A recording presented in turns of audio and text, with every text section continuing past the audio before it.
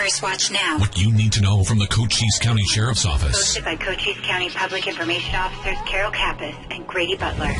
First Watch on 92.3 KWCD. And it's brought to you by Sulfur Springs Valley Electric Cooperative, giving you an inside look into your sheriff's office. I'm Grady Butler, and with me is Carol Kappas, Public Information Officer with the Sheriff's Office, and Sheriff Mark Daniels. Good morning. Good morning, Coachise County. Hello, everyone. Well, let's start with the 4th of July. That was a fun day.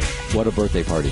It was actually a really good time. As I drove around the county, I actually went to Benson for a parade, and it was nice to see in Benson because the last couple of years it's been pretty low attended. And this year it was packed. So it was nice to see that. Everybody back on along the streets and patriotic shirts and flags everywhere. It was really nice. And then when I went to Bisbee for their parade, again, they always have a great parade in Bisbee. And they went back up to Benson, spent some time back up in Benson that same day. And but we had sheriff's units all over the county, Palominas, Douglas, Sunsites. We were everywhere that day. So thanks to the team for being out there. But it was a great day for our birthday party, and then that night, I keep thinking it's Saturday night. That night, actually, in Sierra Vista, I went to the fireworks show, and again, thanks to the Rotary Club, what an amazing job they do buying those fireworks and putting them up like that. And so there's just a lot of different input we get at the Sheriff's Office for a lot of different things, and one of them is elections. So you want to hit on that really quickly? Yeah, we just came out, the Arizona Sheriffs just came out with that we support election integrity. We all should. There should be no questions about that. So we came out with a collective letter as we come into election season. No different than if we come into the holidays, we want you not to drink and drive. Same thing. Sheriffs, we rely on our elections folks. Our election director, Lisa Mara, and our recorder, Dave Stevens. We rely on them as the sources of validity when it comes to elections. So the complaints I get, which are just a handful that I get from elections, the last cycle in 2 years ago, came out of them, and we looked into them. And then once we investigate them and we put the facts together, we send that to the county attorney's office, Brian McIntyre. Brian evaluates it, and then it goes to the attorney general's office or the secretary of state. There's a process that we use, and one thing that I like to do is the attorney general's office has an election investigative team. That's all they do. They're very good at what they do. They're kind of like the experts. It's like putting a one-year cop on a critical accident when you have accident reconstructionist next to it. So you always want to put your best foot forward, and that's really the best foot.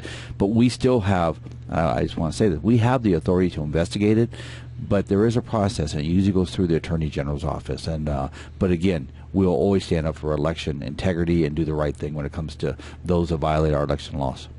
Well, we have a lot to talk about today considering the border, so let's start with Operation Safe Streets. Well, Operation Safe Street, we kind of downsized it because we're coming into our new fiscal year, so for last week we really kind of downsized it for the last week and a half. But I just got the stats from March through June. And this is just the Safe Street operations. This is not the day-to-day stuff that the deputies, troopers, local law enforcement deal with it. But this is when the guys go out there for the details. You see the snapshots that we put. Another one on there last night, Carol put on, when it comes to the smuggling. And I think it's staggering. It really is. So we've had 204 identified victims. That's people that have been victimized by a border-related crime.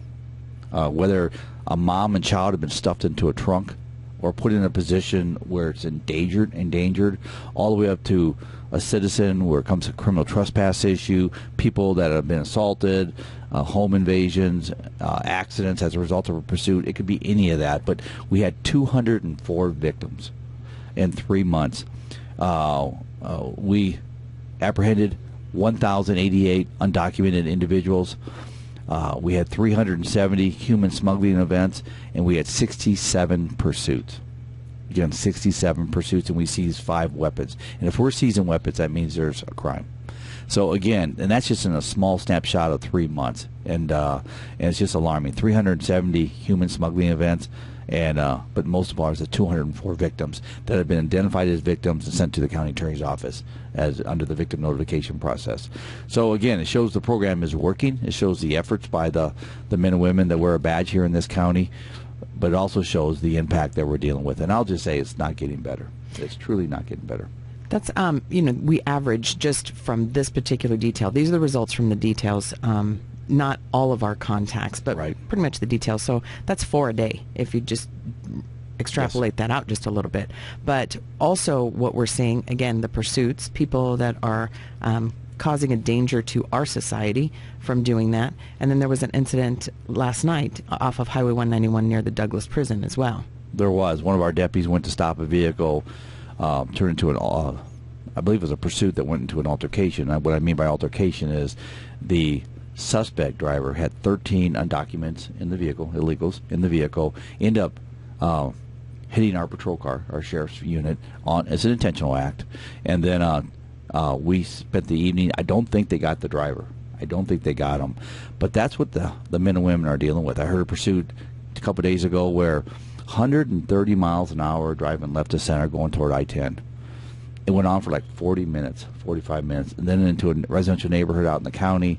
And again, you hear this as a sheriff, I sit back and just shake my head, because they feel that they can do it. These suspects, they're brazen, they don't care, and they just endanger our citizens and my law enforcement officers out there and the agency that we work with. So my hats are off to Border Patrol. Their hands are full.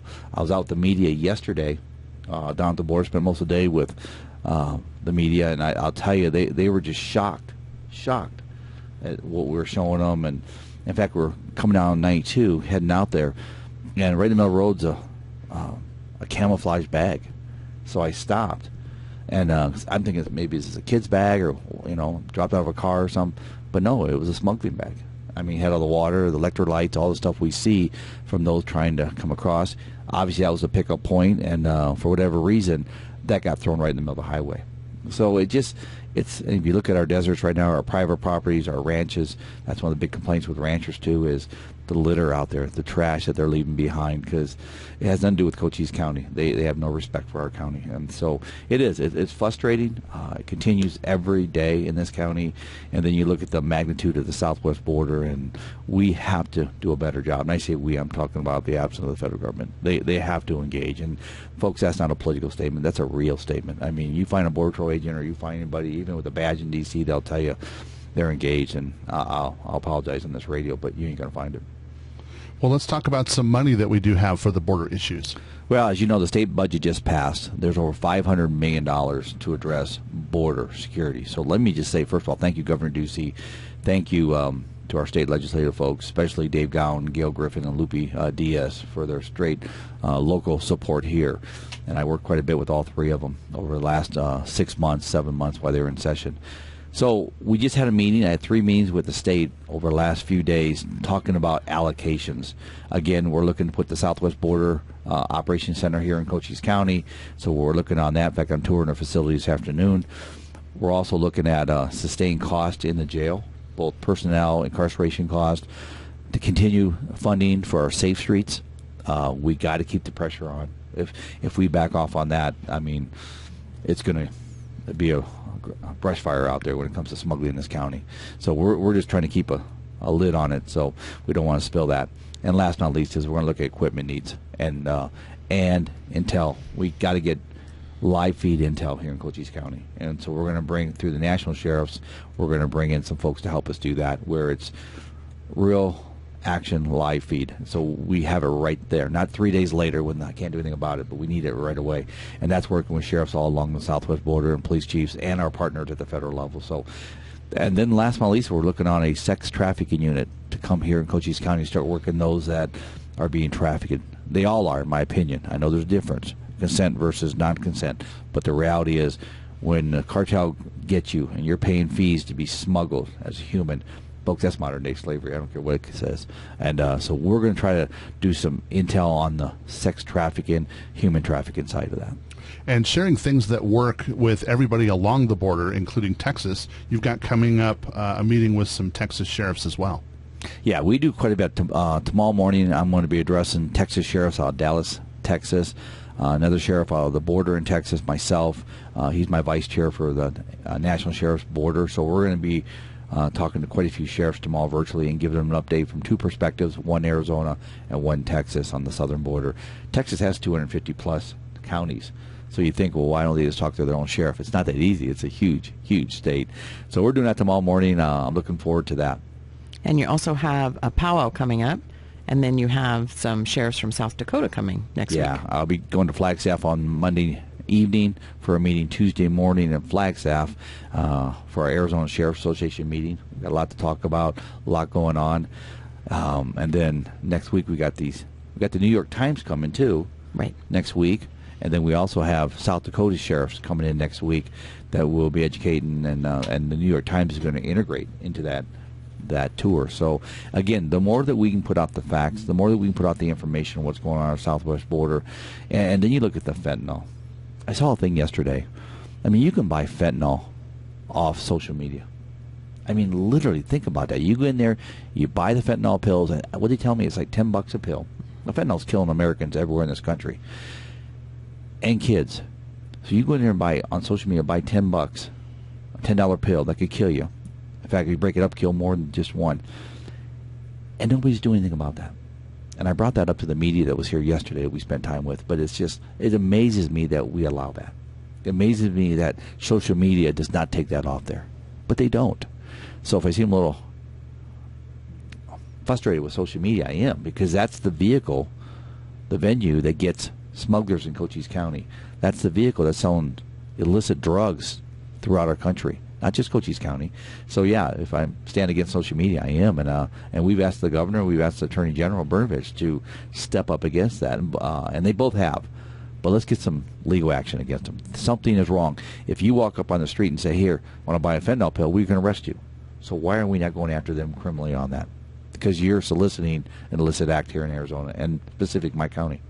And in Mexico, at some point, saw it advertised yesterday that the authorities there actually raided a warehouse and got half a ton of fentanyl. Half a ton of fentanyl. If you break that down, it's 0.005 milligrams is a lethal dose. 0.005 milligrams. Now, half a ton. You just think of that would kill probably half our population if you really want to break it down. It just amazes me. We're not discussing where's the federal government, where's all our elected leaders when it comes to the war on drugs is back, and we have to address that. And on a sad note, a long time ago in a faraway land, we had a detective. She was the first female jail administrator, jail commander, and she was the first female detective for Cochise County. And Mariella Cowan has recently passed. Yes, so first of all, let me say, God bless the family over there, the Cowan family. Very prominent family in the Tombstone area. And I worked with Mary Ellen, just like you did, Carol, back in the 80s and 90s. But I remember she ran the jail. She, again, first female detective for Cochise County Sheriff's Department. Just a nice lady. I mean, she was, and very knowledgeable. And I'll say something else about it that people don't realize. She also did the Richard Stokes, I think his name was. They were the two evil individuals. Stokely and Brazil. Yes, there you go. That actually kidnapped those teenage girls. I think they were 13, somewhere That's in there. correct. They were 13. And literally tortured them. Literally sexually assaulted them, tortured them, and then threw them down a well. And they weren't dead yet. And so I remember working with Marilyn on that, and I was a detective with her, and she brought justice to the families. I mean, you'll never take the tragedy away, but she brought justice to them, and Stokely was actually executed, got the death penalty, and the other one's out. The younger one got out, which I'm shaking my head on that, but because they both participated in an evil way. So, Marilyn, we're going to miss you, man. God bless you, and to your family too. And her sisters Karen, Connie, and Carol should be coming in, so it's an unfortunate incident, but we will miss her. We will, and I'm going to reach out to the family today and talk to them all. And what is your safety message of the week? You know, work at Safe Streets, and I went out last week on I-10, worked Safe Streets with our guys. We worked in I-10-90 corridor area. And one thing, and I can't say this loud enough, is the move-over law. The move-over law says, and you've posted a lot of stuff on that, Grady, and we appreciate Cherry Creek and yourself pushing those safety messages for us and all law enforcement. But when you see emergency flashers or emergency lights, ADOT, law enforcement, it's irrelevant to the flashing lights where they come from. You need to slow down, and if you can do it, move to the left lane, move away from the emergency lights. People don't do that. In fact, I'm out here on 92, up on I-10. People just fly by you. Boy, you're talking inches at a car going 65 miles an hour, 75 miles an hour. Folks, that's illegal. It truly is.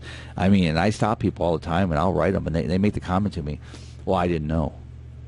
Folks, we do education, prevention message all the time, but you have to at least slow down. If you can't move over, at least slow down and give the situation a benefit. If somebody runs from us, anything happens, opens a car door, whatever, that's what's emergency light. Slow down, yield.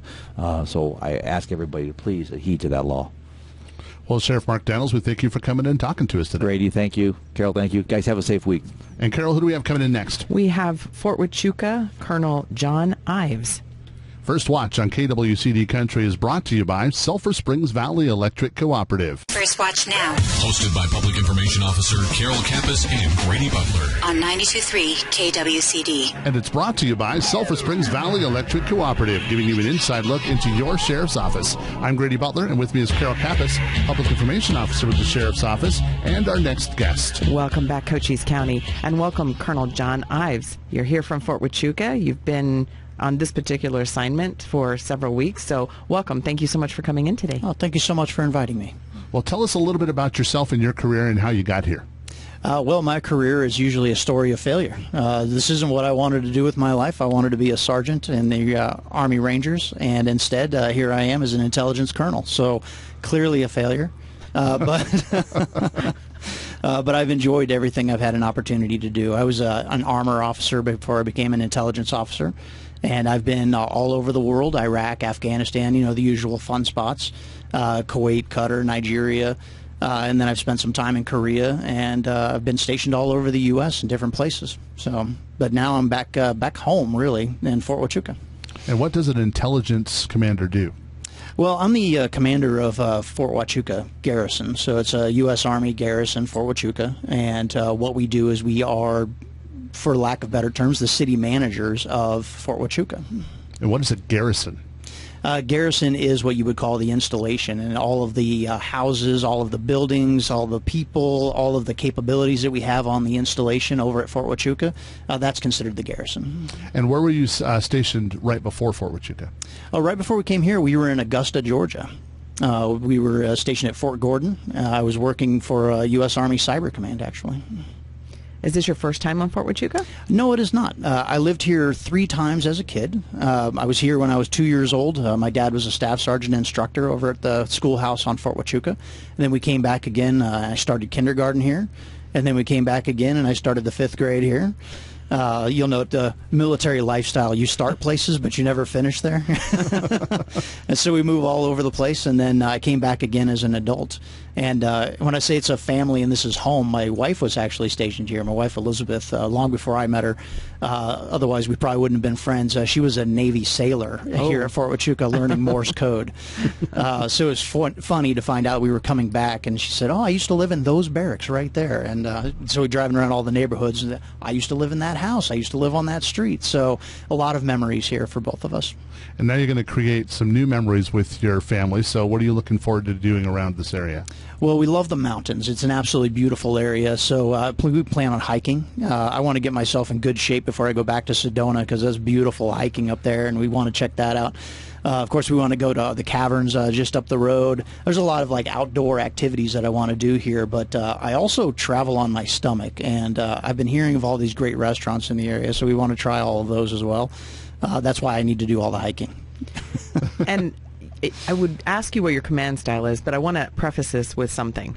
I have not met you before. The sheriff has met you, but I have not had the opportunity or the pleasure to meet you before. However, I did see a Facebook post that went viral with you holding a sign and a little girl in the back seat. Oh. And your sign was, "You are awesome." Awesome. Yep. I thought that was so good. So that kind of rolls into, I think, that your command style is, correct? Well, yes. I'm all about having some fun. I mean, what's the point in doing what we do? We're going to spend 10, 12, 16 hours a day doing this, wearing this uniform. Then why can't we have a little bit of fun while we're doing it? So I absolutely believe in that. But my command style really kind of comes down to, it's all about trust and shared understanding, because trust is all about your competence and your character. And shared understanding has everything to do with communication and empathy. So when you put all of that together, that's really how I see myself and how I lead. And what are you looking to achieve on Fort Huachuca at this point? Well, there's a lot of things. Kind of like if you've ever gone to a wing place and you think today's a 20 wing kind of day, and it turns out it's only a 10 wing. So I'm kind of afraid my eyes are bigger than my stomach. However, I do have lofty things that we want to get after, and one of them is I really want to improve spouse employment in the area. Not a lot of economic opportunities for our spouses when they come here, especially the ones that are only here for a year or two. It's difficult to find careers and start careers. So we have a business incubator idea that we're drumming up with the city of Sierra Vista, University of Arizona, Cochise College, an organization called Forge, which is all about growing entrepreneurs. So we want to be a part of that and help our spouses. I also want to increase the recruiting for our child and youth services program. We are woefully short on caregivers for our soldiers' families, and so I want to find a way to recruit people that want to come to Fort Huachuca, want to come to Sierra Vista and be a part of this, because it's a great community, and I want to bring them in to be a part of it, and that'll help our families greatly. So you're a new colonel on Fort Huachuca, and there's going to be new ways of doing things. Is there a message you'd like to send to everybody on Fort Huachuca? A message to all the people on Fort Huachuca? I didn't know we had that many listeners. That's fantastic. I mean, I'm a listener, of course. The message to Fort Huachuca would be, be kind, show empathy for the people around you, and create trust. Trust is not something that's just given, it's something that's earned. So earn the trust of your neighbors, and then trust your neighbors until they prove otherwise. And if they prove otherwise, you know who to call. That's awesome. We appreciate you coming in and talking to us today. Oh, thank you so much for this opportunity. Thank you, Colonel. And Carol, who do we have coming in next? We have Randy from the Rotary to tell us how the fireworks shows went. First Watch on KWCD Country is brought to you by Sulfur Springs Valley Electric Cooperative. It's First Watch Now. Hosted by Public Information Officer Carol Kappas and Grady Butler. On 92.3 KWCD. Brought to you by Sulfur Springs Valley Electric Cooperative. I'm Grady Butler, and with me is Carol Kappas, Public Information Officer with the Sheriff's Office, and our next guest. Welcome back, Cochise County, and we have Randy here, fireworks guru, Rotary guy, et cetera. So Wayne, who's the coordinator of the pyrotechnic crew, probably would not call me a fireworks guru. Okay. Because he wants to keep me as far away from the fireworks as possible. But that's probably a good thing for all of us. Gotcha. No, that our volunteer pyrotechnic crew is amazing. And they do a fantastic job. Obviously, everybody saw that fantastic job on Monday night. And another show well done, and everybody was happy. Yep, let's just go ahead and start with the congratulations, because that was a very, very big show. I mean, you guys delivered what you promised, the biggest finale in Arizona as well. And that is due to the fireworks supplier. There was definitely rumor and concerns that fireworks may or may not happen, and we just kind of waited it out, and all of it showed up, and you guys got to see it all. Now, the Rotary Club puts this on every year, so let's kind of talk about the Rotary Club. It's maybe behind the scenes, and people don't even know that the Rotary Club does this. So let's talk about, what is the Rotary Club? Well, the Rotary Club is a international organization that we do different. Each club does something different in the communities that they're in. And actually what people also don't know is that we have 3 different clubs in Sierra Vista that all do different things, and we take care of community events, things like that are in the core values, our kids, literacy, education. But Rotary's original mission, and still is the mission today, was to eradicate the world of polio. And right now there are still 2 nations in the world that have cases of polio. We were down to 1, but unfortunately, it just given circumstances. But that is still a core mission. But then also the missions is to do things with literacy and kids and water and those kinds of things. So, and that's what we do. So the Rotary Club puts on the fireworks every year. How do you pay for that? It is paid for by all private, corporate, and individual donations. And we do the fundraising. We go out and talk to people. And actually, John, who is my fundraising chair does an amazing job of getting letters out, talking to people, going in and talking to people face to face to help bring the money in. And I thank the community for being part of that and helping that happen. Are you already planning the 2023 4th of July? Sure. I bet you are. It just starts right over again, doesn't it? I just tell people, please don't ask me any questions on July 5th. There you go. So we're at July 8th now, so we can probably start talking about next year. Excellent. So if people want to help out the Rotary Club or become a member or volunteer, or are there criteria? How do you do it? You want to be an interested person who wants to help out in the community, and you can come as my guest to our meetings. We meet Mondays at noon, and right now we are meeting at the Cochise College Student Union, and you can come as my guest. Hopefully you can reach out to me ahead of time, but I'd be happy to have you as a guest, and you can see what Rotary is about, and you can decide if you want to become a member. Excellent. How do they get a hold of you?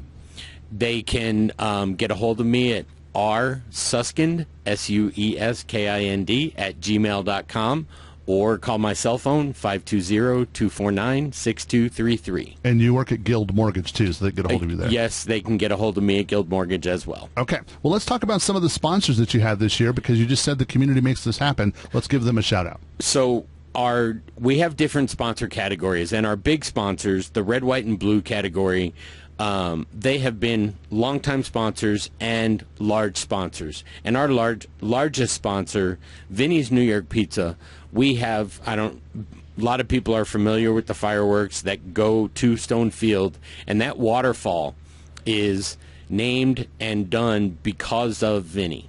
The first year that we had it, Vinny said, what do we do to make this happen all the time? So an agreement was made with Vinny that he would be the largest sponsor by $1, and we would be able to have the waterfall. Well, Chip at Vinny's has surpassed that by $1 all the time. So it's all good. And then our other red, white, and blue sponsors are Sulfur Springs Valley Electric Cooperative, who has been a long-time community sponsor and does a lot in the community, and the radio stations here, K101, KWCD, and Thunder 98.1, and the Sierra Vista Herald Review. And then also, if I just keep going down the list, our Patriots level sponsors, and I really can't read this list. I'm sorry, it's in a font that I can't read. It's tiny. But I can just give you a smattering of those. Is Nemeon Solutions. I really can't read it, sorry. Maybe if we put, hang on, I'm going to get you a light. Let's see if that helps. A light? Does that help? Oh, yeah, that helps. Oh, there you go. Do that now. Okay. This is high-tech radio stuff right here. Yeah, I know. Pioneer Title Agency, Jacobs, Stan Greer Millworks, the Greer family, Williams Mello Law, Wick Communications, Lolly Automotive Group, Nemeon Solutions, Mule Mountain Pest Control, the Leone team at Nova Home Loans, Ace Hardware, Sierra Toyota, Jim and Virginia Clavin, Grasshopper Landscaping, Aurora Sky Realty, Steve Hester, Guild Mortgage Company, Pepsi, and then our Liberty sponsors, Candy Pardee, Yucca Moving and Storage, Culvers of Sierra Vista, All About Numbers, La Casita Mexican Restaurant, Barnett's Towing and Propane, Castle and Cook, Arizona, Southwest Gas, and Edward Jones. And then the Freedom sponsors mostly are individuals that contribute. And yes, we get the corporate donations, but the individuals that contribute, we'll take any amount of funds, because it all goes to pay for the fireworks. And those individuals are John Spangler, Elsie McMillan, Joe Pewitt, Mike Strange, Phillips Eye Care, Charlie and Claudia LeClaire, and so on. But we can't, like I said, we do it. All of the money that we raise goes to pay for the fireworks and this great community event. We also get donations from people at the event itself. So we do take donations at the different venues where we're at the Pepsi booth, at the beer and wine booth, and also at the concession stand at Stone itself, and we get donations in that in those locations as well. So there's also people who are not getting recognition, but they are also contributing. So I thank everybody who does that. And again, we thank the Rotary Club for putting this on for us every year. It's a tremendous undertaking, and you guys execute it perfectly every year. A lot of work. Yeah. Well, we try. We thank you. And understand that it is not just the Rotary Club that does this. We do it in conjunction with Fort Huachuca, the city of Sierra Vista, and other. Actually, the Cochise County Sheriff's Assist team helps us out. The different community, other organizations help us, and the vendors that show up. We use the vendor fees to also go into the pot to pay for the fireworks. So every revenue or every amount of money that we raise goes to pay for the fireworks, and if there is something left over, we do put it in the pot for next year, and we also use it for our other projects that we do during the year. All right, Randy, we thank you for coming and talking to us today and catching us up on the 4th of July fireworks, and thank you for a job well done. Thank you. And Carol, how do they get a hold of us at the Sheriff's Office? So reach out, take a look. We have our webpage at cochise.az.gov/sheriff, and we have multiple social media inputs into all of our communities. Take a look at our Facebook page, Cochise County Sheriff's Office, Sheriff Mark J. Daniels, and also link to our Instagram and our Twitter. First Watch on KWCD Country is brought to you by Sulphur Springs Valley Electric Cooperative. You've been listening to First Watch with the Cochise County Sheriff's Office. Hosted by Cochise County Public Information Officers Carol Kappas and Grady Butler. Join us again next Friday morning, 7 to 8 a.m. First Watch. What you need to know from the Cochise County Sheriff's Office. Only on 92.3 KWCD.